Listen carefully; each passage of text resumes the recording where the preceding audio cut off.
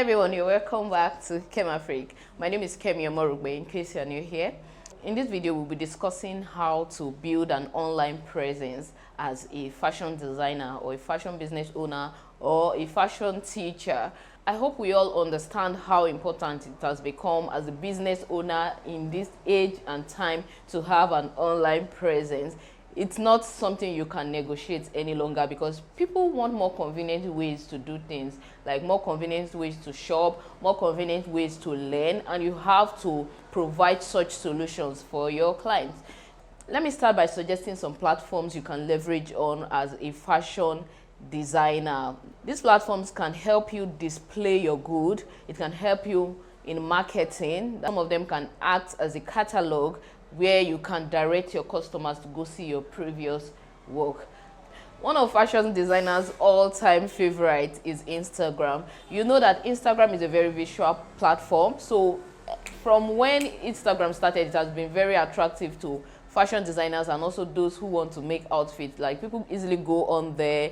I personally use Instagram as a platform to display my work, my student work, behind the scene, and generally to build that awareness for what we do at Afrique Fashion and Afrique Fashion Academy. Another reason why I love Instagram is that you can sponsor your posts. You can, create a sponsored advertisement to reach more people that are not even following you, and in that way you can get more followers, you can get sales. Another way you can also use Instagram is by paying influencers to promote your outfit. So it serves for marketing, it serves for display. That's like a catalog for your work, which I think is a great platform you need to be on as a fashion designer. Like, I don't think Instagram should be negotiable for fashion designers. It is just so important because Instagram is very visual. It became very attractive to fashion designers and those who love fashion designing. You get it? Those who like to wear good clothes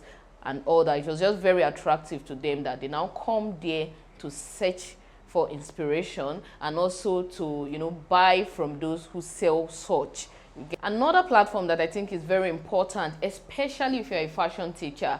For a fashion designer, fine, but if you're a fashion teacher, this platform is more important for fashion teachers because Facebook has such diversity of people on it, from the uneducated to the educated to the poor to the rich and all that. If you're targeting those who want to learn fashion designing, Facebook is a great platform.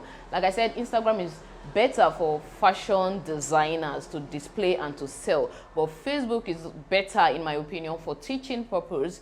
If you own a fashion school or you are a fashion designer and you want to create a platform on Facebook, in as much as you can advertise your work on your personal feed, you can reach a more targeted audience by creating a Facebook page. So you need a Facebook business page. Now, you can't even run an Instagram paid or sponsored advert without having a Facebook page because they are linked in a way, and you can run advertisement on both Facebook and Instagram concurrently. So it is very important as a business owner that you still have a Facebook page, even if you are not doing much, especially for the advert purpose. If you're a fashion designer, you want to advertise on Instagram, you still need a Facebook page.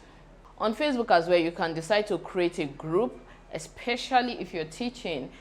Facebook groups perform really well for fashion teachers because when you are giving value, people are attracted to you. So when people have that opportunity to learn from you, you can attract people into that group. So that way you're building a community of people you can, mentor, you can groom, you can teach, you can sell to in the future after building some level of trust. In my opinion, Facebook groups are very important for fashion teachers. Now, let's move on to another platform you can leverage on as a fashion designer, which is YouTube. There are a lot of people that focus on just creating YouTube videos, and YouTube, if you are willing to put all your energy and you are willing to focus on it, put up content like 3-4 times in a week, you're going to succeed. And because videos are more interactive, like when people see you, it gives a different feel than when you are just typing or when you are recording a voice note. When people see you, it is easier to build trust. So that way you can build trust with those that may want to patronize you if you have online classes, or even if you have physical classes. I've had people send me message and say, okay, I saw you on YouTube and I want to make inquiry about your fashion school and all of that. So it's a great platform if you want to teach. And aside from the fact that you can draw people out of YouTube, what I mean is people can see your work on YouTube and want to patronize you.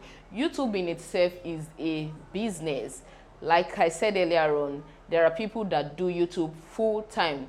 Their fashion designing brand is about creating fashion tutorials on YouTube and they are doing well. So that may just be something you want to do, not really as a social media platform, but rather as a business. That's a major part of your business. Another platform that many people tend to ignore but is equally very important is Google My Business.